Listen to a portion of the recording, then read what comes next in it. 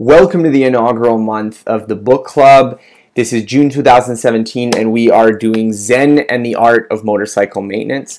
I will just briefly summarize the book here, and then I'm going to be having a longer discussion with Kalid Azad of Better Explained, where we kind of share what we thought about the book, some of the ideas that it brought up for us, and maybe some connections that you might not have thought about. So the book has two parts. It has a narrative or kind of somewhat fictional component, and it has a non-narrative or sort of philosophical non-fiction component. The narrative component is a motorcycle trip across the United States where the narrator and Chris, his 11-year-old son, are driving around in this motorcycle, and he is accompanied through much of the trip with another couple, John and Sylvia Sutherland. The non-narrative component is what the narrator calls a Chatauqua, and this is this part sermon, part philosophical rumination on a lot of the ideas of philosophy and what these sorts of things mean.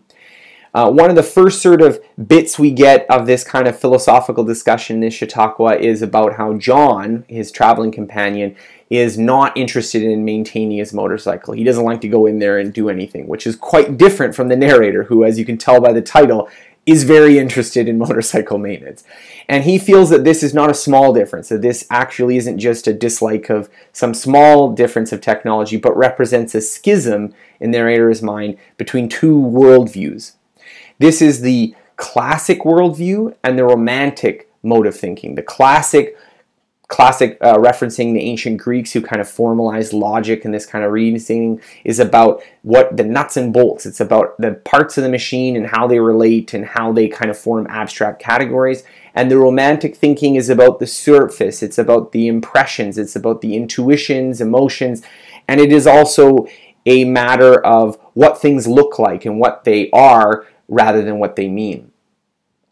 So this classic romantic split. Around this time, we're also introduced to another character who the narrator calls a ghost. And this is, of course, Phaedrus. Phaedrus, we'll later learn, is not just some phantasm. He is actually who the narrator used to be, and that he went insane and he had some sort of break with reality. There was electroshock therapy, and he had this sort of personality schism where now he's this completely different person who happens to be inhabiting the same body. And it's alluded to that his break with reality, his schism, came because he was this excellent classical thinker who had this very powerful analytical knife. And when he tried to turn that analytical knife on philosophy itself and cut that apart, it ended up cutting himself apart until he had to go through this electroshock therapy.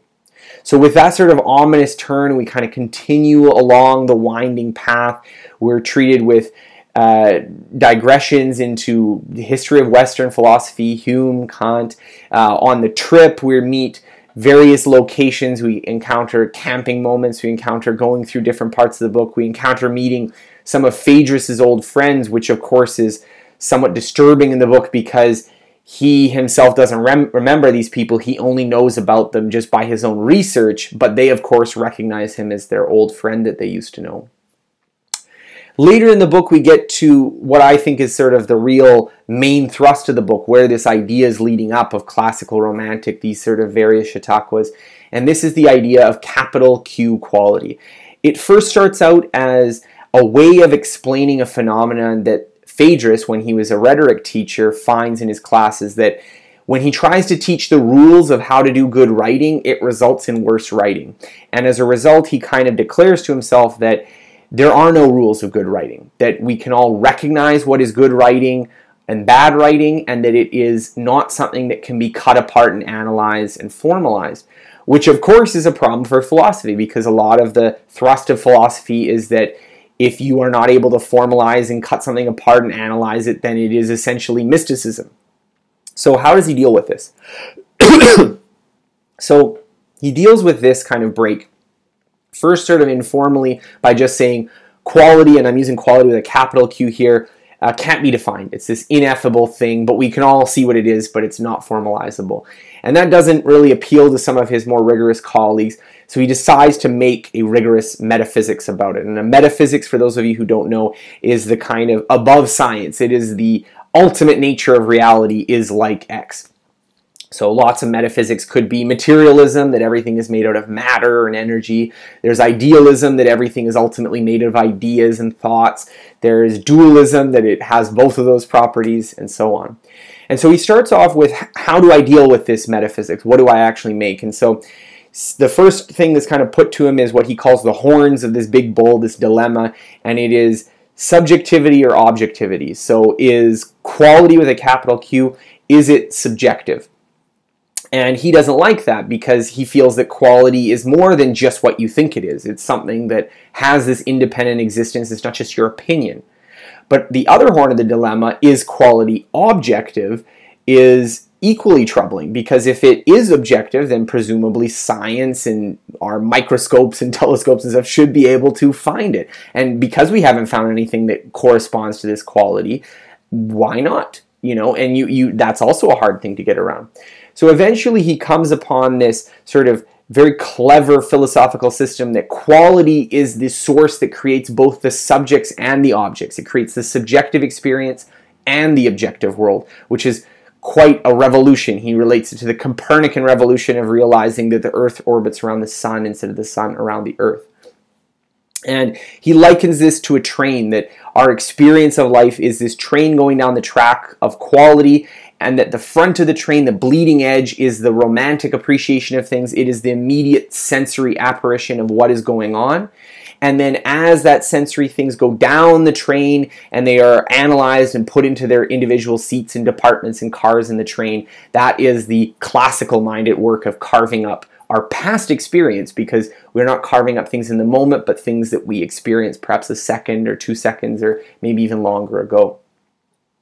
There's a little digression in one part of the book that I thought was interesting, where we compare quality with a capital Q to the Tao, which is this Chinese concept of this kind of universal, ineffable life substance, and he feels that this is a favorable comparison, that these are maybe the same concept.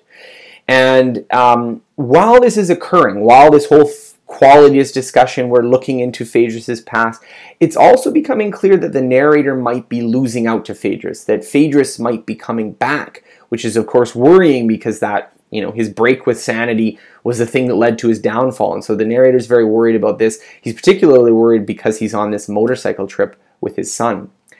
As this is going, we start looking at another Chautauqua on the practical implications of this capital Q quality, in this case in the idea of Gumption traps. And I think this is one of the great concepts of the book, probably worth reading the whole book to get to this part.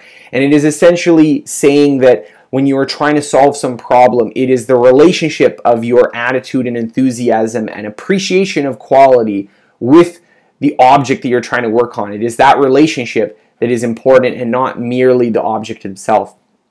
And so he uses this lots of examples of what he calls traps or stuckness, or where you can't go forward in the realm of motorcycle maintenance. But there is a really deep concept here in thinking about these kinds of setbacks and hang-ups in many, many, many other areas of life. So I think this is the real practical essence of the book, these Gumption traps. At one point he talks about the Japanese concept of mu, which is not 0 or 1, it's not nothing, it's not something, it is emptiness. It is the kind of null answer. And he feels that this is another concept that maybe is missing from philosophy. It is not yes or no to a question, it is a rejection of the question itself.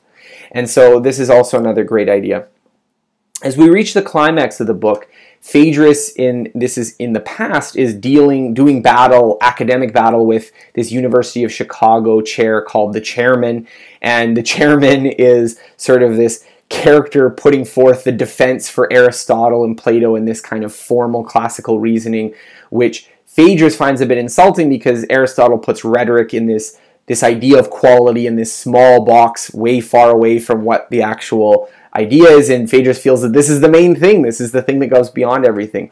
In that discussion we see Phaedrus sort of trying to championing the sophists, who were the kind of enemies of Plato, who they're constantly his rhetorical opponents, where he's trying to combat them, trying to say why they represent a false ideology.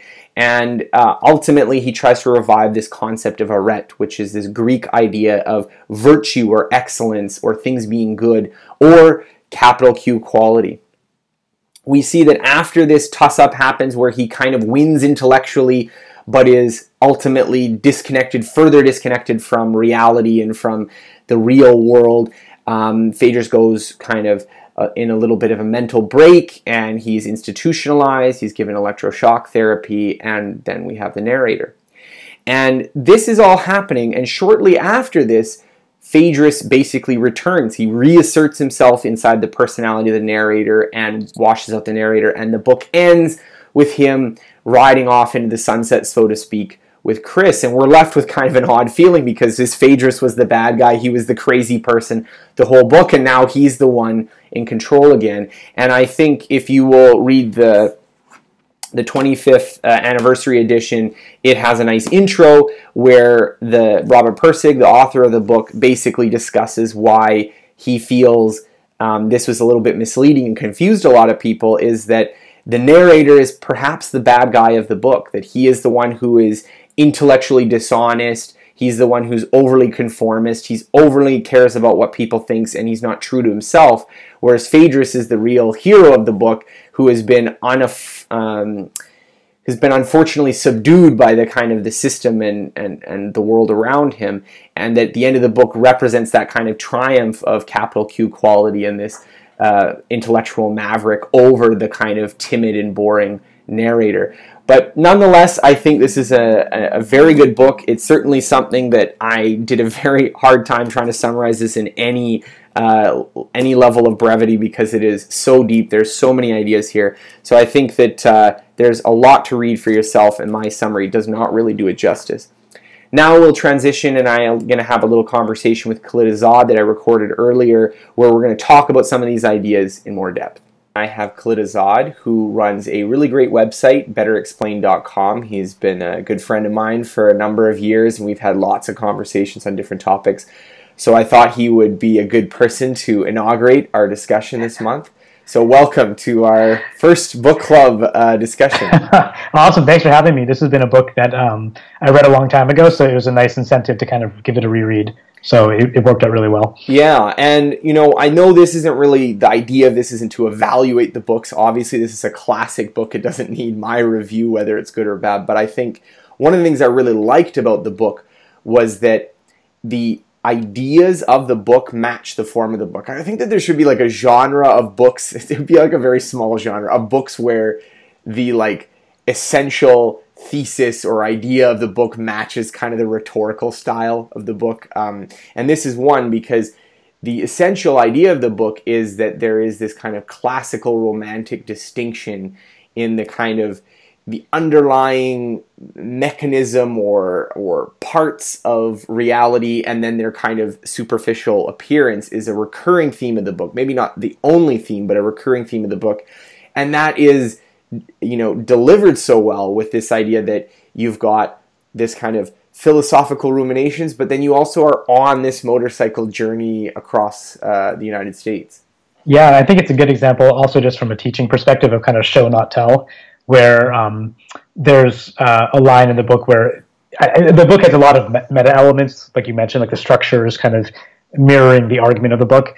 But the author even said that he didn't want, he was talking to a friend in the book, and he said that he had some ideas, but he didn't want to write them down in a way that was sounding like, you know, a lecture from God, basically, which is kind of what most philosophy books and a lot of education sounds like. It's just kind of a set of statements that are meant to be persuasive, but taken all at once in a single row without time to digest it is not really effective for the reader. So I think he wanted a more conversational style, which it's not only more pleasant, but I think as an argument actually makes it stronger. So that's something I want to go into, because I think a good starting point for the book is this classic romantic distinction that he makes.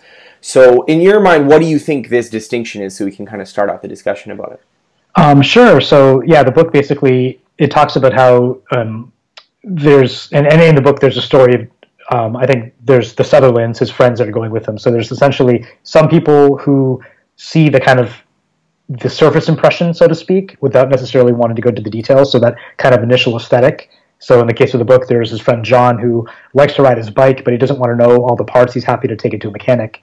And then there's other people who, like the author, who actually want to know all the details, and they're sort of focused on the components and like all the classifications of the parts and the inner workings, and they're not as concerned about the aesthetics. So there's an example in the book where if a part is broken in the motorcycle, you can fix it. You can take a beer can and you can open the can and you can use it as a piece of metal and fix that part, and you can drive around and it's completely functional and it's fine.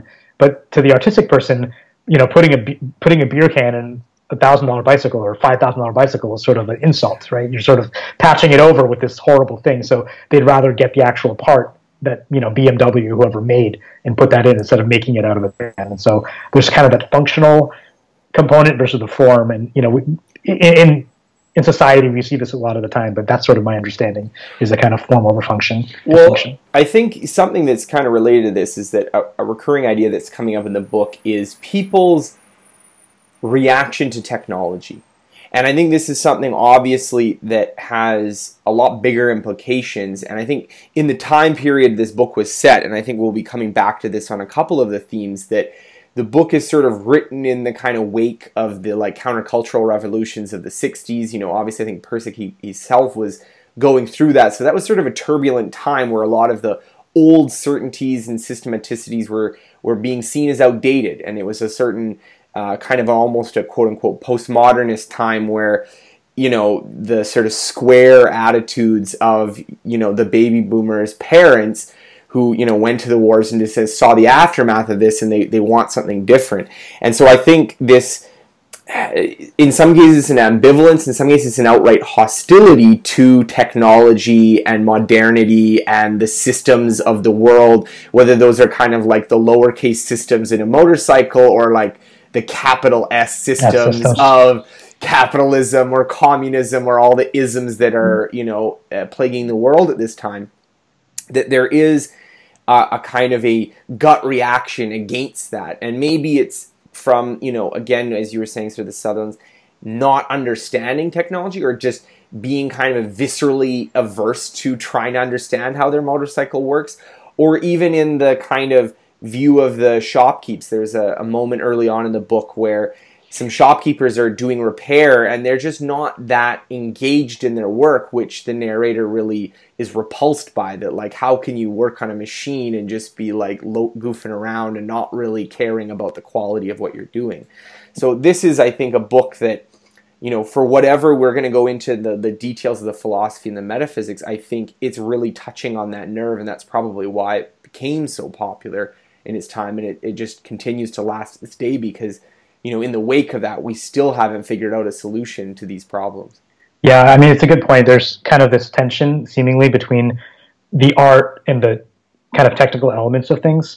And like just you mentioned, like there could be a shopkeeper or like a mechanic who's very technical but not artistic, and they don't really care. And then you could have an artist who's very artistic but not technical, so they don't know the details. And it's really about trying to get that synthesis, because either end of that kind of extreme is not pleasant. And the author, I think, was trying to reconcile those instead of saying A or B. It's, can you have both? Or is there some underlying system that can have both? Well, I know some of my readers are probably familiar with your work at betterexplained.com, but just for those who don't, it's a website about providing intuitive explanations for math. And I thought you would be a good guest for this particular month, because a lot of it is about how a lot of people have aversion to technology, and math is kind of almost like technology in its purest form, And so I think there's a lot of people that they look at math with the same way that the Sutherlands look at the motorcycle maintenance, that they're looking at it with this kind of, all these symbols and manipulating it. And what I find so interesting is that,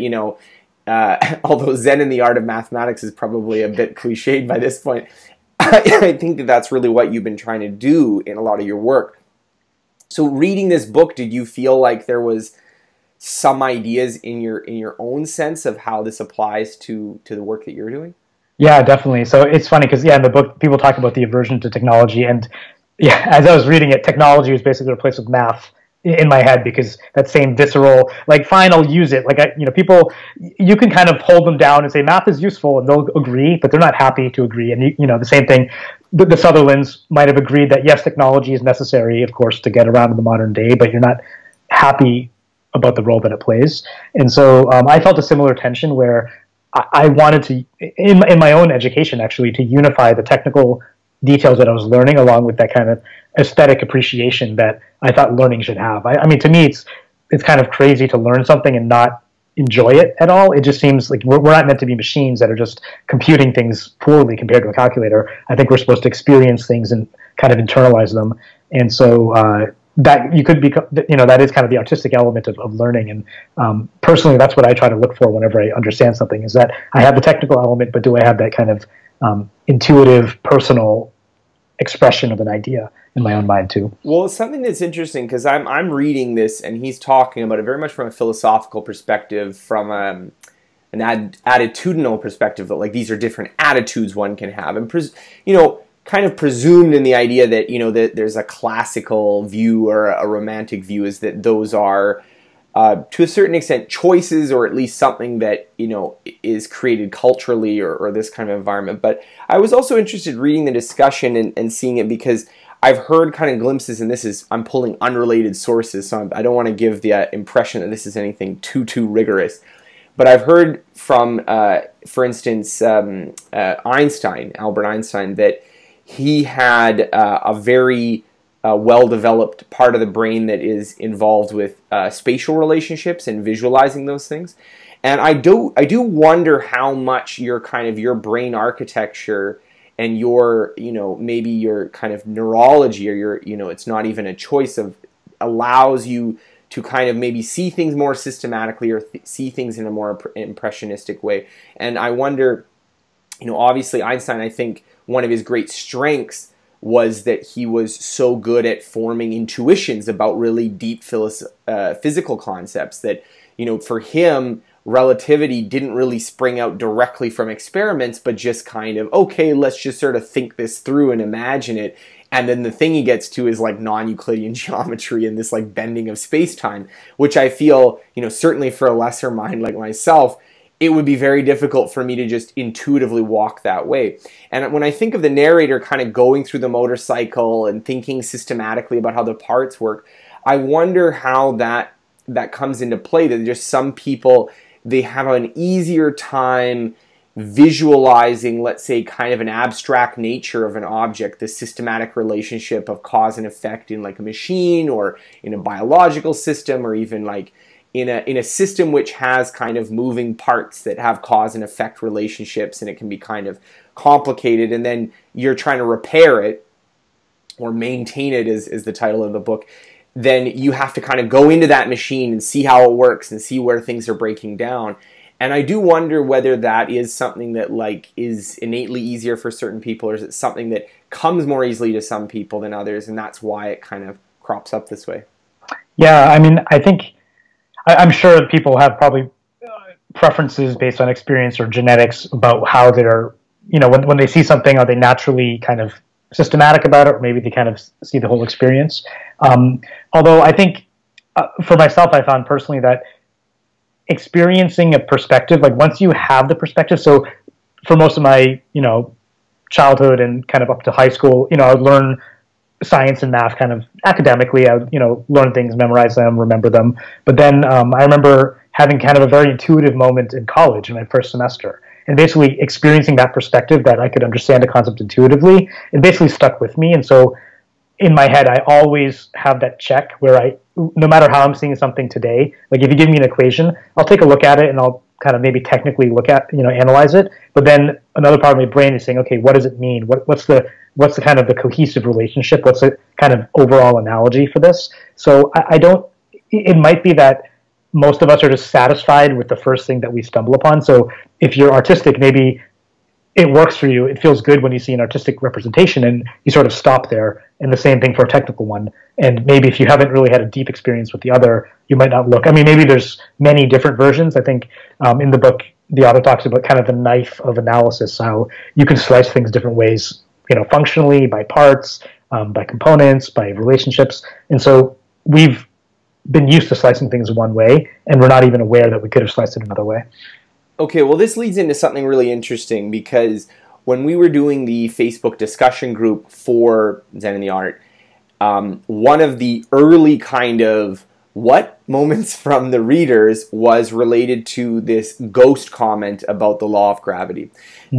And essentially what is being said, and I'm paraphrasing a little bit here, is that there's a discussion going on, and the narrator's talking about kind of the ghosts of sort of ancient people, that this was sort of a superstitious belief, and how if you look philosophically at the idea of a law of physics, that it possesses a lot of the properties of what you would call non-existence, or like ghosts of previous cultures.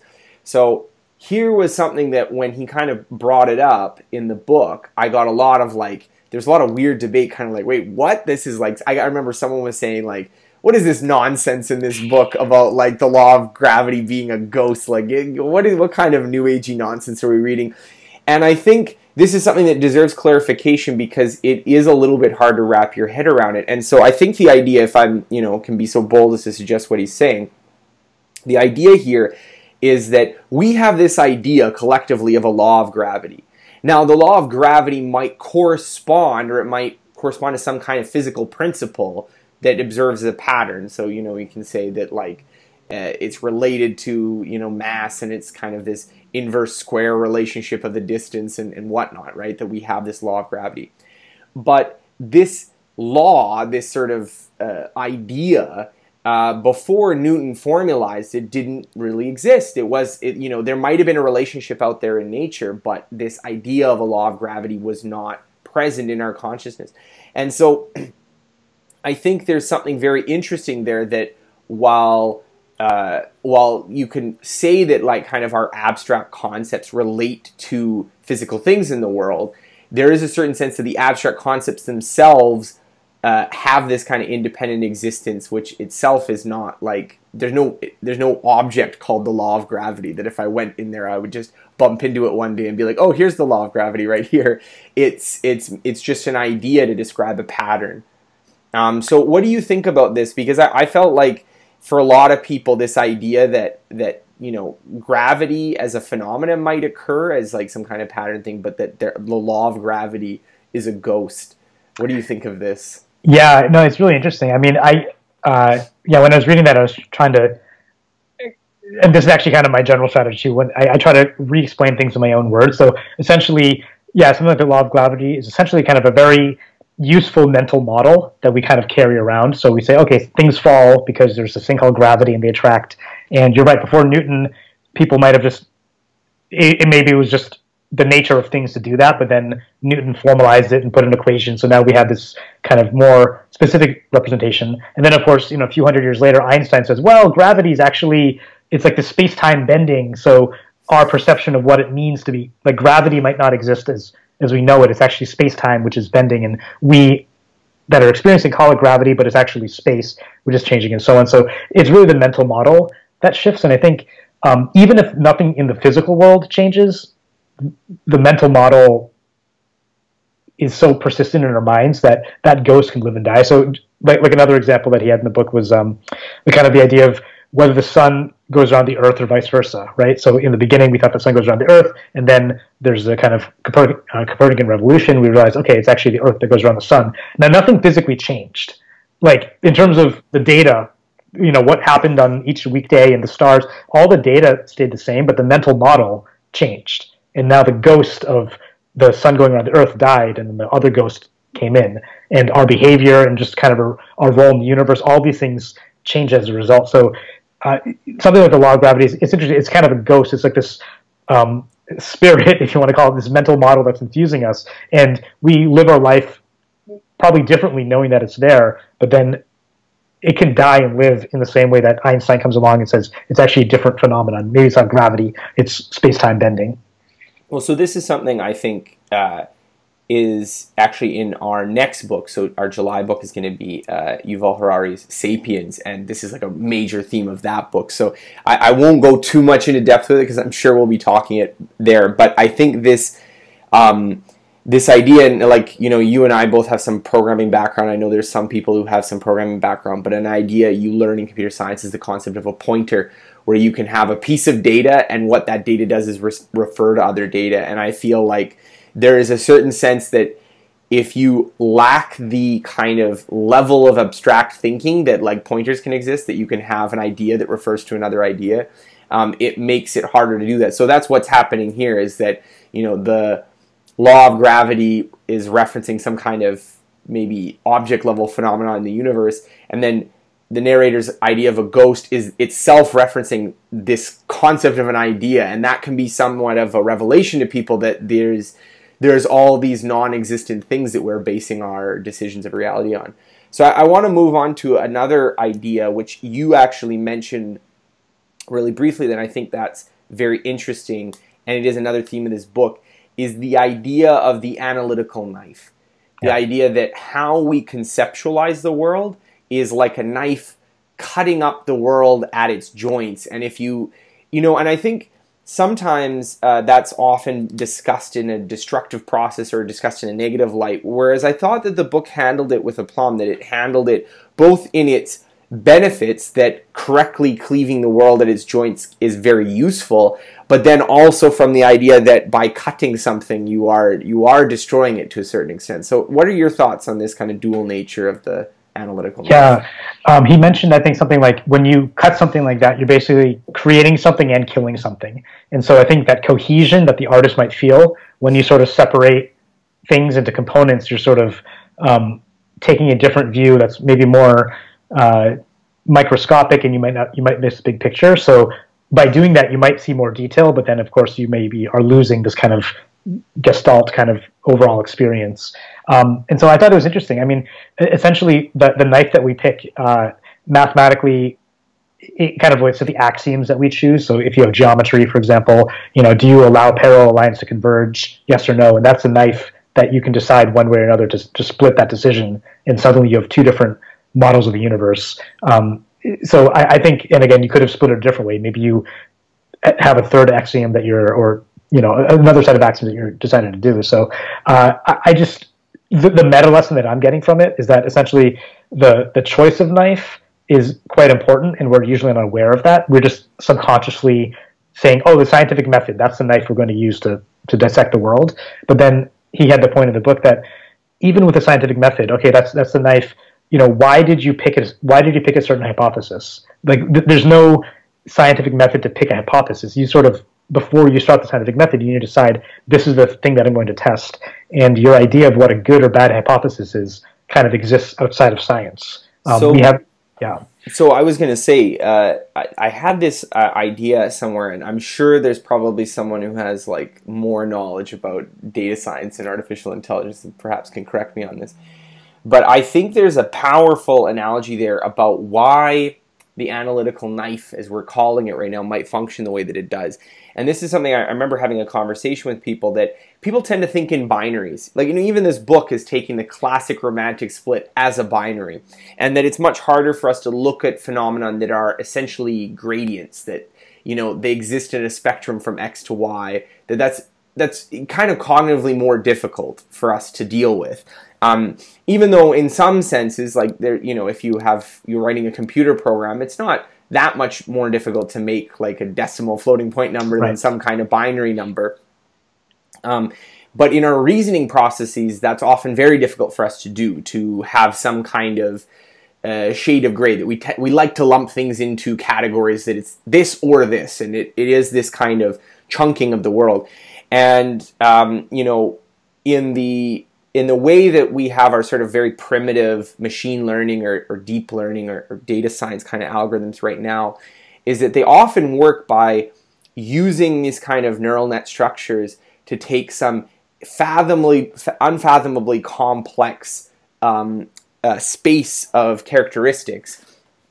And then what they're doing is trying to find some very complicated, hyperdimensional, so maybe it's got like 1,000-dimensional partition to separate the category from one thing to another, and that they're not really that well suited. You can set them up for kind of gradient, so you'd have some response that would be like a little bit this or a little bit this, but that a lot of the very primitive systems work much better to say this or this and try to draw a line or between them.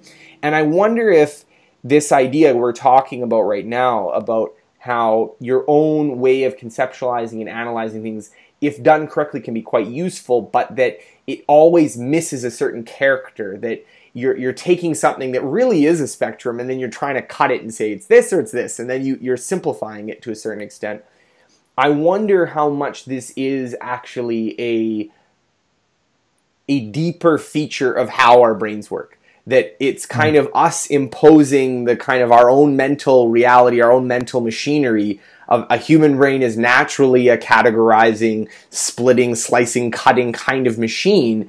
And when we apply it to reality, we are kind of forced to do that. And even in my language, when I'm describing the kind of awareness of doing that, it's somewhat unavoidable, just the same way that, like, you know, if we discovered a fourth dimension, would it be something we could imagine because we didn't really evolve the apparatus to do that? I wonder if there are, in fact, a lot of situations which are of this kind of grayness or gradient nature that we do have a really hard time imagining intuitively or thinking about in that way, because our brain really wants to just take its knife and just cut things into pieces. Exactly. I mean, just as you're mentioning that, it reminds me of something like the dual wave particle nature of light. So light is clearly one of those things where it seems like, based on the measurements or the experiment, it's either a wave or a particle or both or neither, or it's just and our brains, like, we've struggled for, I don't know, I mean, maybe there's a really good metaphor for it, but, you know, for 100 years we've been struggling, like, what is light? How can it be both? And you know, clearly, like, we have an existence proof of something that in the real world is defying these categories, but we're kind of very resistant to it. So you're right. I don't know, just maybe the nature of the world is, I mean, our brains, I think, are radical simplification machines. Like, there's so much information in the world, our eyes, our ears, everything just has to narrow it down to something that's easy to process. And so I think we might naturally gravitate towards systems that allow us to do that more naturally. Well, I forget who said it. I wish I could quote the source, but a famous quote about physics is, you know, the universe might not only be queerer than we suppose, but perhaps also queerer than we can suppose. So, in other words, the universe might not only have certain features that are, you know, stranger than we think right now, but it also might violate our ability as kind of you know, cognition machines to actually like get that intuition about it. And I think this is something where we go into in the book a little bit, because essentially this classical thinking is the operation of this knife. It is how it's cutting it up and dicing up things in the world.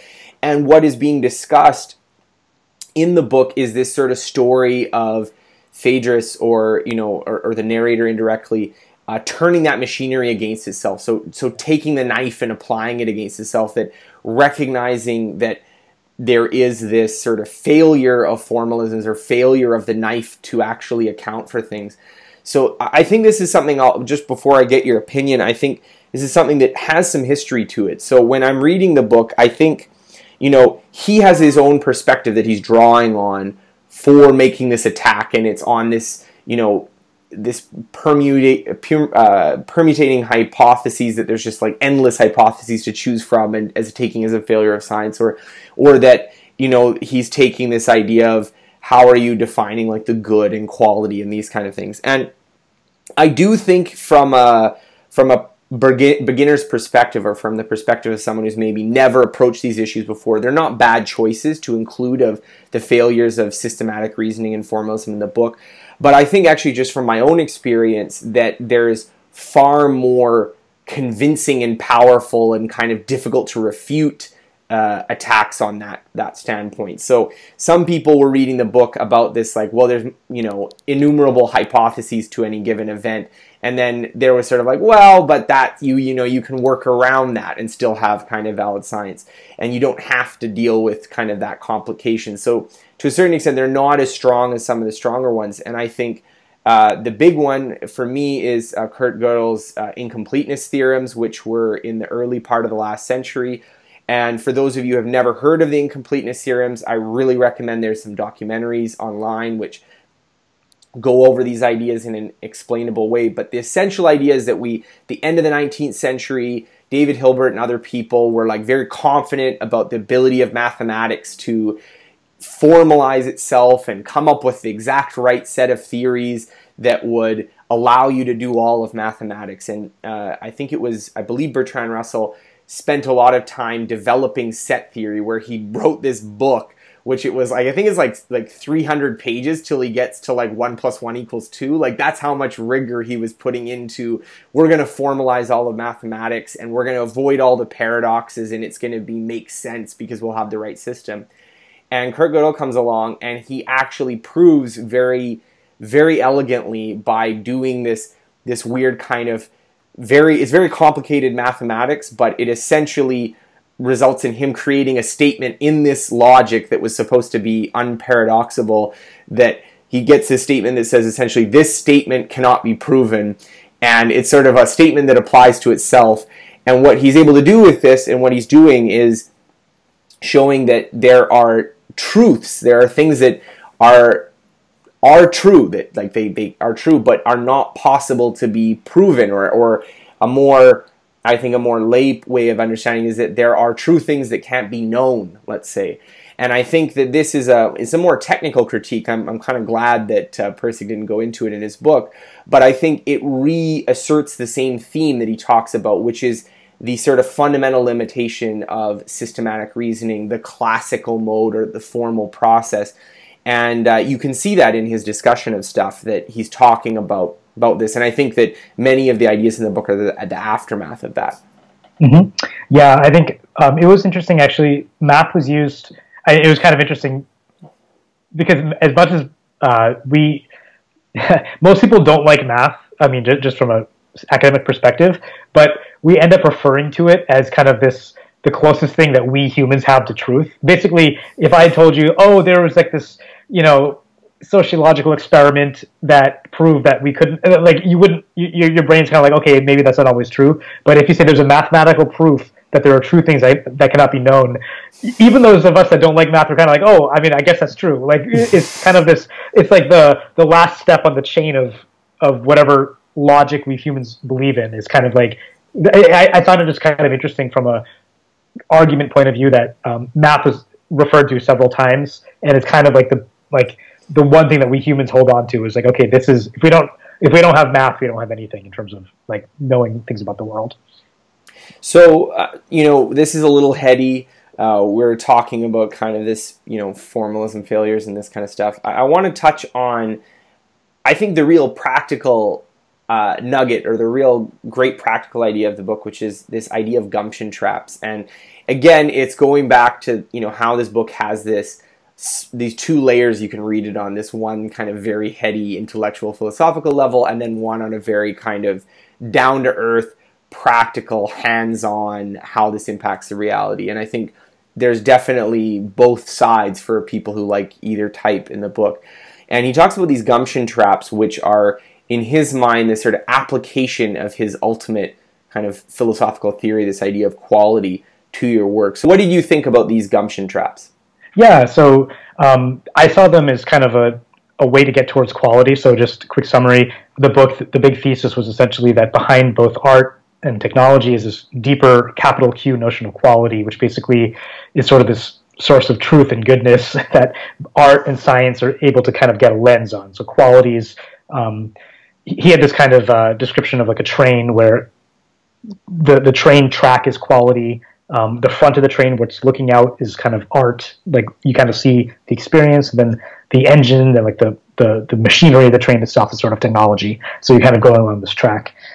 So I think from a practical perspective, it seems like the gumption traps are essentially things that can get us away from quality. So if you're bored, if you're anxious, if you're frustrated, you're essentially not necessarily seeing the capital Q quality of the event. So for example, if you're bored, you're maybe not seeing it with fresh eyes. He talks about a writing exercise where students were having difficulty writing their essays. So he basically said, okay, you need to write an essay about this town, and a student couldn't pick where to start. Then this street, okay, they couldn't pick where to start. This building, they couldn't pick. He says, okay, you need to start writing about the first brick of that one building.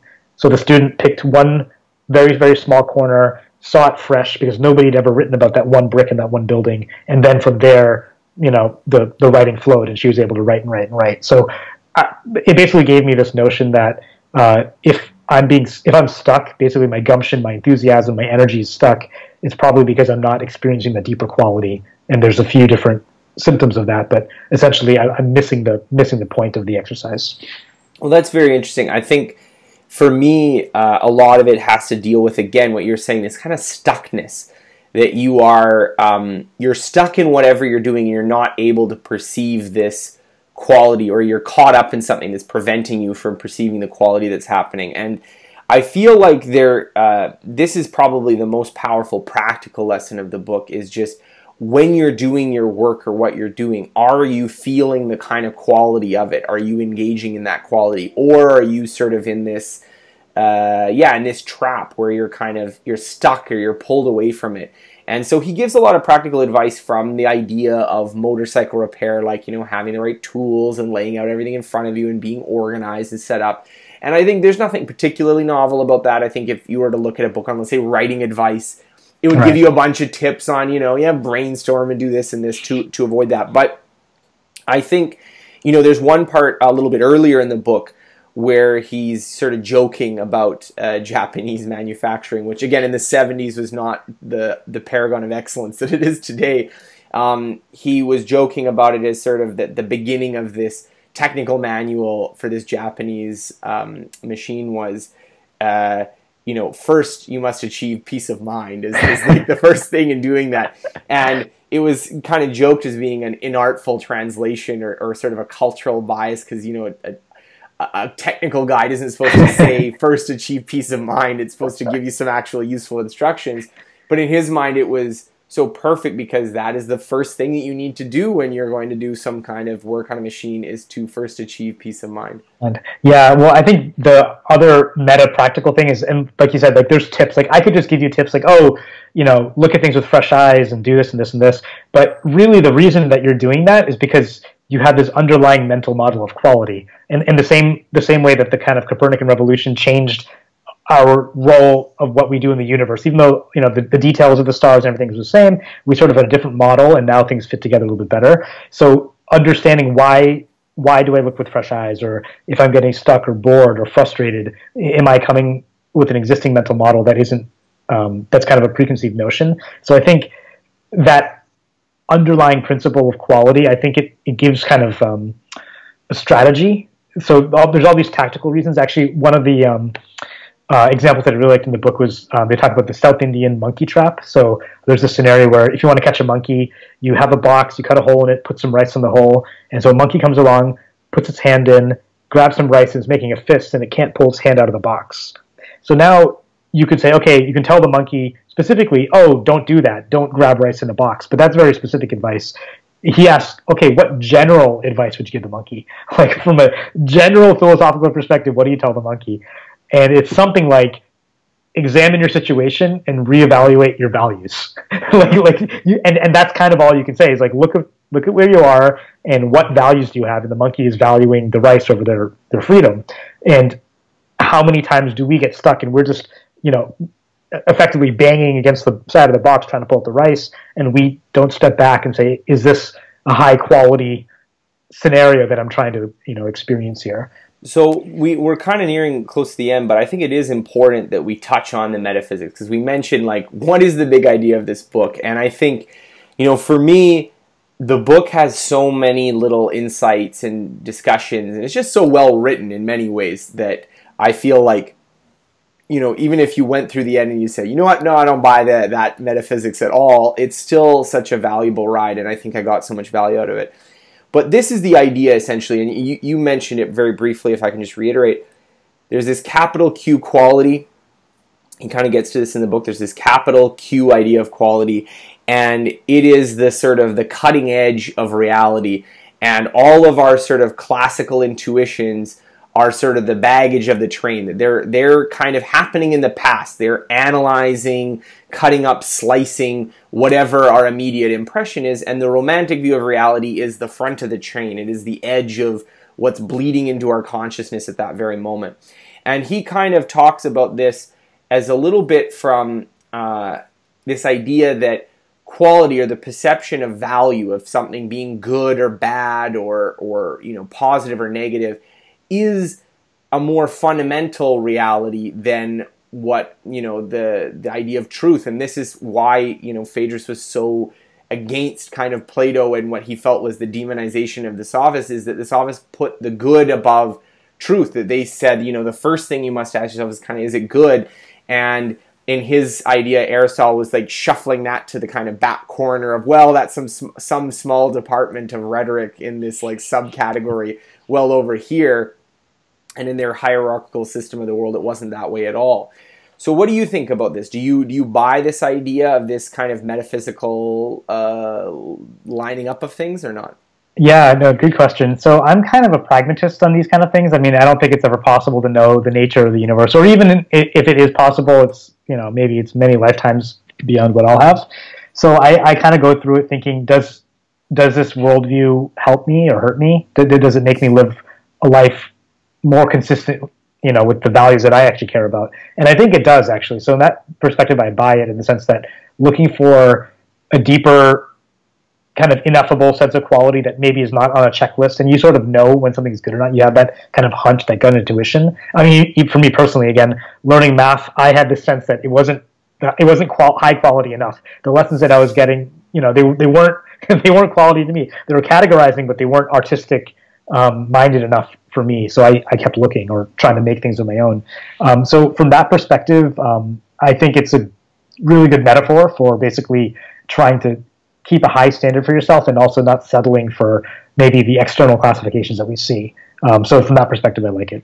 And I think, you know, you really touched on a good point, the pragmatic attitude towards this kind of metaphysics. And I agree with you. I think that the main thrust of the practical idea of this sort of metaphysics, if it has a practical manifestation, it is the idea that, you know, you should be able to intuitively sense what is good and bad, and it doesn't require kind of layers of conceptualization and thinking and formalizing and reasoning to get to what is the right thing. That you should be able to directly perceive it, and then that should be, you know, both in the kind of classical sense and romantic sense, which I think has a lot of implications, because obviously a lot of people would prefer to kind of formalize things and try to say, you know, rigorously define what is good, and he's kind of rejecting the possibility of that.